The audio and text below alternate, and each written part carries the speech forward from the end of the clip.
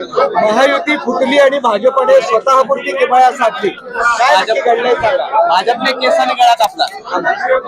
Bharatiya Janata party आणि शिवसेनेची युतीची बैठक झाली. त्या बैठकीला पालकमंत्री स्वतः होते, बापू भुमरे होते, संजनाताई जाधव होत्या, बोरनारे साहेब होते आणि भारतीय जनता पार्टी तर्फे अनुराधाताई चव्हाण आणि प्रशांत बम अशी आमची सगळ्यांची बैठक झाली. त्या बैठकीमध्ये निर्णय झाला 2.5 वर्ष भाजपचा अध्यक्ष आणि शिवसेनेचा उपाध्यक्ष आणि त्याच पद्धतीने पुढच्या 2.5 वर्षात शिवसेनेचा अध्यक्ष आणि भाजपचा उपाध्यक्ष असं त्या बैठकीत ठरलं.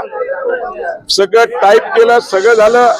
त्यानंतर अचानक काय घडलं मला माहित नाही. 3 दिवसापुढे असं माहिती पडलं की त्यांनी जे अपक्ष किंवा आमचे पुरस्कृत उमेदवार होते त्यांना फोन करून सांगत होते की आम्ही वेगळं सरकार बनवणार आहोत, तुम्ही आमच्याबरोबर या. अपक्ष उमेदवारांना पण त्याच पद्धतीने आमदार सतीश चव्हाण यांनी पहिल्या दिवशी जाहीर केलं होतं की आमचा पाठिंबा हा भारतीय जनता पार्टीला असणार आहे आणि आम्ही त्या बैठकीत पण सांगितलं होतं की आमच्या कोट्यामध्ये एनसीपी असणार आहे आणि राष्ट्रवादी काँग्रेस आमच्या बरोबर आहे असं जाहीर केलं होतं. असं असताना सुद्धा त्यांनाही फोन करत होते की आम्हाला भाजप बरोबर जायचं नाही. हे ज्यावेळेस कळालं त्यावेळेस मी माननीय पालकमंत्र्यांना विचारलं तर ते म्हणे मला काही माहित नाही असा त्यांनी आम्हाला उत्तर दिलं. आणि ज्यावेळेस आमच्या लक्षात आलं की ते आमच्या पुरस्कृत उमेदवाराला आमच्या पक्ष आम्ही आमची गणितं जोडायला सुरुवात केली आणि आमच्याकडे 23+2 आमचे पुरस्कृत होते. त्यानंतर एका उमेदवाराने आमच्याकडे प्रवेश केला होता, एकाने आम्हाला पाठिंब्याचं पत्र दिलं होतं. असा सगळा हा 27 मताचं आमचं गणित होतं. त्यात एनसीपीचे 4 मोजले तर 31 होत होते आणि 1 आम्हाला कमी होत्या. आम्ही त्या पद्धतीने मॅनेजमेंट केली. ज्यावेळेस त्यांच्या लक्षात आलं की अरे आपण एवढं उबाटा सगळा घेतल्यावरही गणित जमत नाहीये आणि त्यांचं बॅड लक उबाट्याचे लोक त्यांनी घेऊन गेले होते, त्यातले काही लोक पळून गेले. तुमच्यासोबत आले? नाही, आमच्यासोबत नाही आले. आमच्यावर कुठे आज आमच्या ह्याच्यात कोणी नाही येते, ते त्यांच्या बरोबरच आहेत पण त्यांच्या बरोबर नाही राहिले ते.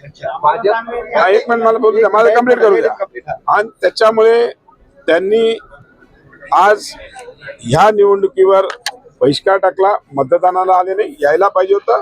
आम्ही त्यांना उपाध्यक्षपद जे कबूल केलं होतं ते आम्ही नक्कीच त्यांना दिलं असतं. आम्ही सकाळपर्यंत त्यांची वाट बघितली, ते काय आले नाही. त्यांचा कोणाचा फोन नाही, त्यांचा कोणाचा संपर्क नाही, कारण की त्यांना सकाळपर्यंत अशी आशा होती की आपलं गणित जमलेलं आहे आणि त्या गणितात ते ओव्हर कॉन्फिडन्स मध्ये राहिले. 2 आमदारांना त्यांच्या नातेवाईकांना अध्यक्ष करायचं होतं म्हणून त्यांनी माननीय उपमुख्यमंत्र्यांना मिसगाईड केलं की आपला आकडा 37चा आहे, आपला आकडा 35चा आहे.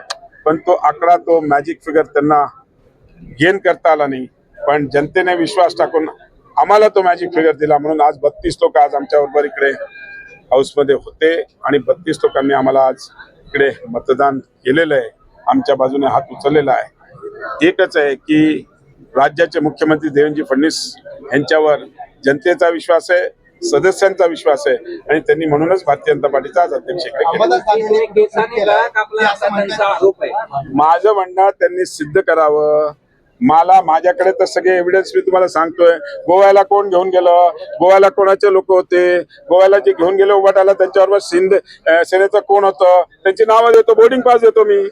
मी तसा थोडा हायटेक माणूस आहे, बोर्डिंग पास प्रिंट काढून देतो. तुम्ही विश्वासघात केला नाही असा त्यांचा आरोप. आम्ही कुठलाही विश्वासघात केला नाही.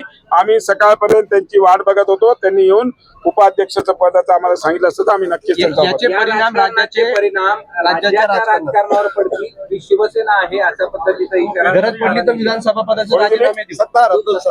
अब्दुल सत्तारांना म्हणा तुमचं मतदारसंघ सांभाळा. 50% आम्ही तिकडे भाजप आलेली आहे. त्याच्यामुळे त्यांनी आम्हाला तुमच्या मुलाला करायचं म्हणून तुम्ही हे सगळं केलं, तुमच्या मुलाला अध्यक्ष करायचं म्हणून तुम्ही हे युती तोडायचा प्रयत्न केला, तुम्ही उभाट्याच्या लोकांना उचलून नेलं. पण यात महायुती तुटली ना, संभाजीनगर आमच्या बरोबर एनसीपी आहे ना, आमच्या बरोबर महायुतीचा एक घटक आहे, आमच्या एक घटक गेला, चालतंय, राजकारण आहे.